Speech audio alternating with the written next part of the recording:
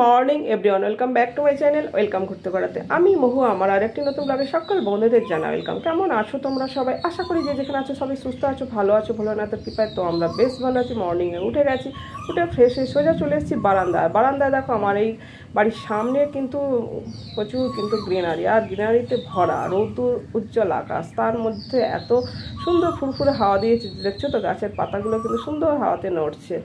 আর সামনে অনেক বাড়ি আছে, বাড়িগুলো যতটা পাচ্ছি তোমাদের কাছে জুম করে শেয়ার করেছি। বাড়ি ফ্ল্যাট ভর্তি। তো যাই হোক না কেন, আর এই যে সবুজ পাতা আর গ্রিনারি, ঘুম থেকে উঠে দেখলেও কিন্তু মন ভরে যায়, একটা খুশির মেজাজ। যাই হোক না কেন, আর দেখো ফুটফুটে হাওয়া দিচ্ছে, গাছের পাতাগুলো খুব সুন্দর করে নড়ছে। আর এই গাছটার গাছগুলো কোথায় আছে জানো তো? বাড়ির ছাদের উপর। সচরাচর তোমরা কিন্তু কেউ দেখতে পাবে না। এই বাড়িটার বয়স হচ্ছে 100 বছরের পুরানো। আর এই বাড়ির উপরে কিন্তু এইসব গাছগুলো, মাটিতে কিন্তু নেই। সচরাচর একদমই দেখা যায় না, একদম বিরল। তাই তোমাদের কাছে শেয়ার করলাম। আই হোপ ব্লগটা তোমাদের কাছে ভালো লাগে, তোমরা সাথে থাকো, সঙ্গে থাকো। তারপর কিন্তু আমরা ব্রেকফাস্ট করে নিয়েছি। মিস্টার মণ্ডলের অফিসে চলে গেছে। আর আমি কিন্তু সানডে বলে কিন্তু আমাদের রেহাই নেই। মিস্টার মণ্ডলকে সানডেতেও কিন্তু অফিস করতে হয়, যেহেতু এমার্জেন্সি ডিপার্টমেন্ট। যাই হোক না কেন, আমি কিচেনে চলে এসে একটা চাটনি বানাচ্ছি। খেজুর, আমসত্ত্ব, টমেটো দিয়ে একটা চাটনি করব। তো যাই হোক, এখানে চাটনিটা হয়ে গেল, নামিয়ে ফেলেছি। এবার কিন্তু আজকে মটন করব। আর আজকে কি বলো তো, অনেকেই বলে মাছ মাংস খেতে নেই, এটা ঠিক কথা। যে রামনবমীর প্রত্যেক বন্ধুদের জানাই রামনবমী অনেক অনেক শুভেচ্ছা এবং জয় শ্রীরাম, জয় শ্রীরাম, জয় শ্রীরাম। কিন্তু আমার বাড়িতে আজ আমিষ হবে, যেহেতু রবিবার। তাই আমরা যেহেতু পুজোটা এমনি রামের পূজা অনেকেই দেয় আজকে, কিন্তু আমি দিচ্ছি না, যার জন্য আমাদের আমিষ খাওয়া হচ্ছে। চলো তো কী কী রান্না করি দেখবে তোমরা। আর আমার কিন্তু মাটনের আলুটা কিন্তু ফ্রাই করা হয়ে গেল। আর আমি কিন্তু মটন ম্যারিনেট করে রাখি সবসময়, 1-1.5 ঘন্টা মটন ম্যারিনেট করে রাখি। আজকে প্রায় 1 ঘন্টা অধিক হবে। সব কিছু মশলাপাতি দিয়ে যা হয় ম্যারিনেটটা করে রেখেছি। আলুগুলো আমার ভাজা হয়ে গেছে, দেখো সুন্দর করে একদম লালচে করে হলুদ মতো করে সুন্দর করে কড়া করে আলুগুলো ভেজে নিয়েছি। নিয়ে কিন্তু আলুগুলো তুলে নিচ্ছি। আর তারপরে দেখতে থাকো কি করছি, সবাই সাথে থাকো, কন্টিনিউ করো ভিডিও। তো এরপরে গোটা গরম মশলা, ছোটো এলাচ, দারচিনি, লং, তেজপাতা, গোটা জিরে, শুকনো লঙ্কা সব ফোড়ন একসাথে দিয়ে দিয়েছি। পেঁয়াজটা ধস করে ঢেলে দিলাম, কাটা পেঁয়াজগুলো।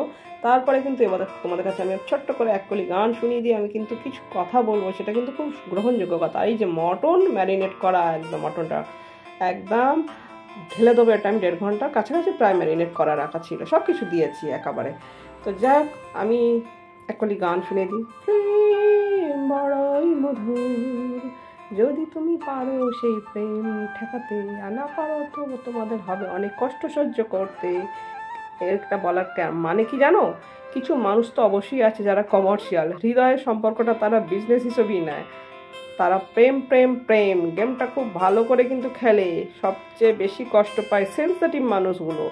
তারা না পারে সহ্য করতে, না পারে কাউকে বলে হালকা করতে। এটা একটা বড় কিন্তু কষ্টের ব্যাপার। যেটা বলি, এই মোটিভেশন কিছু কথা তোমাদের মাঝে মধ্যে আমি কিন্তু আমার ভিডিওর মাধ্যমে শেয়ার করি এই কারণেই, যে প্রেম করো কিন্তু বুঝে সুঝে করো। কিন্তু প্রেম যেমন আনন্দ দেয়, প্রেমও কিন্তু কষ্টও তেমন দেয়। আর কিছু মানুষ তো শুধু আসে লাইফে, অনেক লাইফে আসে শুধু গেম খেলার জন্যে। তাই বলি, সেরকম গেম খেলা প্রেম থেকে তোমরা সব দূরেই থাকো। কেন কি, এই গেম খেলা প্রেমগুলো না ভীষণ বেদনাদায়ক। যাই হোক, আমি মটন করতে কিন্তু আবার ঢাকা দিয়ে দিলাম।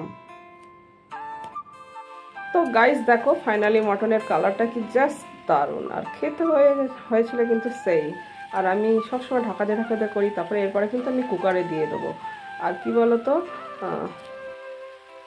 তো গাইস, অ্যাকচুয়ালি আমি কখনই সকালে এলবি একদমই করি না। স্যাটারডে করেছিলাম ফার্স্ট, আর এটা হচ্ছে সানডে মটন করতে এলবি করছিলাম। তো কী যে সমস্যা পড়েছি আর কি বলবো। কুকারে সিটি দিচ্ছি, সিটি পড়ছে, সিটির অবস্থাটা দেখো কীভাবে পড়ছে।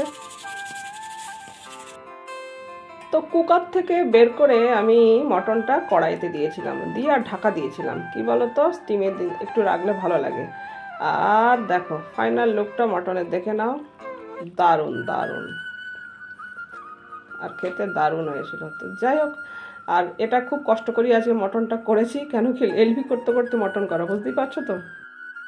তো গাইস, এইদিকে আমি তারপরে কিন্তু কিচেনের কাজ কমপ্লিট হয়ে গেছে। এই যে সব আমি খাবার টাবার ধরে এনে রেখে দিয়েছি, দিয়ে আমি স্নান করে নিয়েছি, নিয়ে পুজো দিয়ে দিয়েছি। এইদিকে আমার কাজের দিদি কিন্তু চলে এসেছে আজকে, আর আমি তাড়াতাড়ি আজকে ডেকে নিয়েছি এই কারণে, কাজের দিদি কাজ করে চলে গেলে আমারও একটু কাজ থাকবে, তো সেই জন্য আমাকে বেরোতে লাগবে একটু, ওই জন্য কাজটা করে নিলাম। আর ও হ্যাঁ, মিস্টার মণ্ডল কিন্তু মাঝে এসে খেয়ে কিন্তু চলে গেছে, ওর কাজের মানে ডিউটির চাপ খুব। আর এই দিদি আমার কাজ করে দেয় বহু বছর থেকে, মাঝে মধ্যে একটু গন্ডগোল করে, আবার গন্ডগোল নিজেই ঠিক করে নেয়, কিছু করার নেই, কি করব। তবে ভালো, বিশ্বস্ত, এটুকু বলতে পারি। তো চল আমি কিন্তু এবার লাঞ্চে বসবো। লাঞ্চের মানে তো আজকে আমি একাই খাবো, এই যে রাইস আর এই যে মটন আর চাটনি দিয়ে আমি ভাতটা আগে বেড়ে নিয়েছি। তো চলো এবার কিন্তু লাঞ্চে বসবো, অনেকটা বিকাল হয়ে গেছে, কিন্তু আজকে 3:30 বেজে গেছে।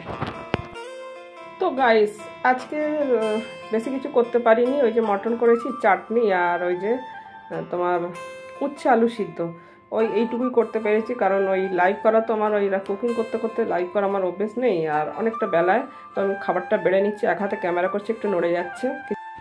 গাইস দেখো আমি এখন লাঞ্চে বসেছি, আর এই যে মেনু হচ্ছে এটা উচ্ছে আলু মাখা, মানে হাজবো ভেবেছিলাম, কিন্তু আজকে ফাঁকি বাজি রান্না করেছি, আর মটন কষা আলু দিয়ে একদম গ্রেভিটা আরও কম, আর এই যে আমসত্ত্ব কী বলে খেজুর আর টমাটোর চাটনি, এই হচ্ছে আমার লাঞ্চের মেনু। আর আজকে আমার ফাঁকিবাজি রান্না, কারণ কাজ শরীর সেই সব আর পারমিট করছে না, নানান কাজ নিয়ে ঝামেলা পড়ে রয়েছি। তো গাইস আমার কিন্তু উচ্ছে মাখা দিয়ে আলু সিদ্ধ দিয়ে মাখাটা খাওয়া হয়ে গেছে। এই যে মটনটা ঢেলে নিলাম, মটনের ধামসা আলু আজকে দিয়েছি।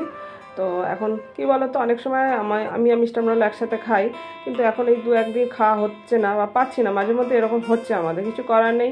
আর অ্যাকচুয়ালি সত্যি কথা বলতে কি, একজন পুলিশ অফিসারের ওয়াইফ হতে গেলে তাকে মেন্টালি স্ট্রং হতে হবে, না হতে পারলে তুমি কোনোদিন সংসার করতে পারবে না, এটা খুব বাস্তব সত্য। আমি যেটা বুঝেছি, রিয়েলাইজ করেছি, তাই তোমাদের কাছে বলছি, কখনো এটাকে মানিয়ে নিও, যতটা মানিয়ে নেবে ততটা হ্যাপি থাকবে। এক হাতে ক্যামেরা করেছি আর এক হাতে মটন নিয়েছি, তো অনেকটা বেশি মটন নিয়ে দেখো, খেয়েও কিন্তু এতগুলো থেকে গেছে, খেতে পারছি না। অ্যাকচুয়ালি আমি অতটা বেশি খাই না, যখন মটন বলো চিকেন বলো একটু বুঝে সুঝে খাই, কম খাই, বাট আজ নিয়ে ফেলেছি, কিন্তু নষ্ট করা তো যাবে না, খেয়ে নিতে হয়। ভাত ফেলে ভাত তো নষ্ট হবে না, নষ্ট করবো না, খেয়ে নেবো, জল পরে খাবো। অ্যাকচুয়ালি ভাত পাতে জলই খাই না, নিয়ে বসি, তবে ইচ্ছে হলে অসুবিধা হলে খাই, আর যেটা ভাত পাতে জল খাওয়া একদমই উচিত না, তাতে শরীরের ক্ষতি হয়। ভাত খাওয়ার পরে কম করে 15 থেকে 20 মিনিট পর জল খাওয়া সব থেকে ভালো, আর যদি কেউ আধ ঘন্টা পরে খেতে পারে তাহলে সব থেকে আরও বেশি ভালো। এটা তোমাদের কাছে শেয়ার করলাম, তোমরা এইভাবে খেও, তাতে কিন্তু শরীর স্বাস্থ্য ভালো থাকে এবং অ্যাসিড ফ্যাসিডগুলো হয় না। এটা আমি বহু বছর ধরে কিন্তু এরকমভাবে খাওয়া দাওয়া করি। এবার খুব অসুবিধা হলে জলটা পাশে নিয়ে বসি, কিন্তু তখন বাধ্য হয়ে খাই, সেটা আলাদা কথা, কিন্তু কোনোদিন আমি খাবার পাতে যে কোনো খাবারের সময় জলটা একদমই খাই না, পরে খাই। ঠিক আছে, তো গাইস দেখো আমার পাত ফাঁকা হয়ে গেছে, এবার কিন্তু আমি চাটনিটা ঢেলে নিলাম। আর কি বলতো, খাবার শেষে একটু চাটনি খেলে না, খাবার কিন্তু একদম খাওয়া দাওয়া একদম সম্পূর্ণ পরিপূর্ণ খাওয়া দাওয়া বলে যেটাকে, আর তৃপ্তির খাওয়া যেটাকে বলে। সে যে কোনো চাটনি হতে পারে, যে যেমন চাটনি বানাতে পারে সে সেরকম চাটনি, যদি আমার সত্যি কথা বলতে চাটনি খেয়ে আমার তৃপ্তির খাওয়া হলো আজকে, খুব দারুণ লাগে চাটনি খেতে আমার। তো গাইস এখন বিকেল হয়ে গেছে, অনেকটাই বিকেল, প্রায় 4:30 বেজে গেছে। আমি কিন্তু গাছে বা জল দেবো, বারান্দা কল থেকে নিয়ে আমি কিন্তু গাছে জল দিচ্ছি, কেন কি এই সময় গরমে তো 2 বেলা গাছে জল দেওয়া ভালো। তো আমি সবসময় 2 বেলা দিতে পারি না, সকালবেলা প্রতিদিনই দিই। আজকে যেহেতু বাড়িতে এখনও রয়েছি, তো ভাবলাম কি গাছে জল দিয়ে তারপরে বাইরে যা কাজ থাকে বেরোবো আর কি। তো গাছে জল দিচ্ছি, গাছের গোড়াগুলো শুকিয়ে গেছে দেখছো তো। আর এখানটা বারান্দা না, অ্যাকচুয়ালি ওপরটা আমার ভীষণ রোদ্দুরও পড়ে, তো আর বাহারি ফুল ফুটেছে। একটা আগে ভিডিও দিয়েছিলাম বাহারি ফুলের কুড়িগুলো দেখা দিয়েছিল, এবার কিন্তু বাহারি ফুল দিচ্ছে, আমার বেশ ভালো লাগছে। আর ভিডিওটা টানছি না, ভিডিওটা আজকের মতো এখানে এন্ড করছি। ভিডিও ভালো লেগে থাকলে অবশ্যই একটা লাইক কমেন্ট করো, শেয়ার করো, চ্যানেলটিকে সাবস্ক্রাইব করো, আমার পাশে থাকা বেল বাটনটি অবশ্যই অল করো। আমি যখন নতুন ভিডিও নিয়ে আসবো সবার আগে আসবে তোমাদের কাছে নোটিফিকেশন। যেখানে আসো সবাই সুস্থ থেকো, ভালো থেকো, ভোলেনাথ কৃপায়, love you all, take care, tata. পরবর্তীতে দেখা হচ্ছে নেক্সট ভিডিওতে।